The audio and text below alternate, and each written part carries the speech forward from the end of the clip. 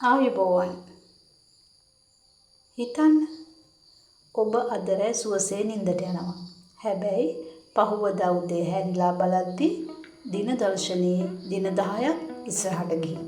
ඔබේ උපන්දිනය එහෙමත් නැත්නම් වැදගත් වැඩක් තිබුණ ඒ දින 10 ලෝක ඉතිහාසයෙන්ම සදහටම මැකිලා ගිහින් කියලා දැනගත්තොත් මොනවා හිතේද?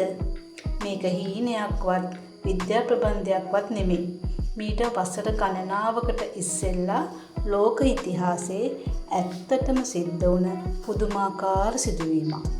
අද පැහැසර තුලින් අපි කතා කරන්නේ ලෝකයෙන් හොර රහසෙම අතුරුදහන් වුණ ඒ දින 10 සැඟවුණු අභිරහස. කාලය ක්‍රිස්තු වර්ෂ 1582. ස්ථානය යුරෝපය.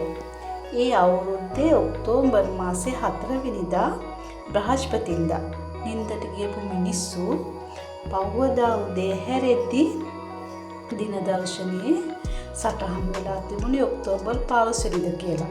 ඔව් ඔක්තෝබර් 5 වෙනිදා ඉඳලා ඔක්තෝබර් 14 වෙනිදා වෙනකම් දින 10ක් මුළු ලෝකෙටම හිමි වුණා. ඒ දින 10 තුල කිසි කෙනෙක් ඉපදුනේ නැහැ. මිය ගියේ නැහැ. කිසිම සිදුවීමක් සිද්ධ වුණෙත් නැහැ. ඇයි මෙහෙම වුනේ? ඇත්තටම මේකට හේතුව තමයි එවකට පල්ලියේ ප්‍රධානියා වුණු 13 වෙනි ග්‍රෙගරි වහන්සේ කරපු තීරණය. එතෙක් ලෝකයේ පාවිච්චි කළේ ජුලියන් දින දර්ශනය. හැබැයි ඒ දින දර්ශනයේ තිබුණ පුංචි ගණිත දෝෂයක්.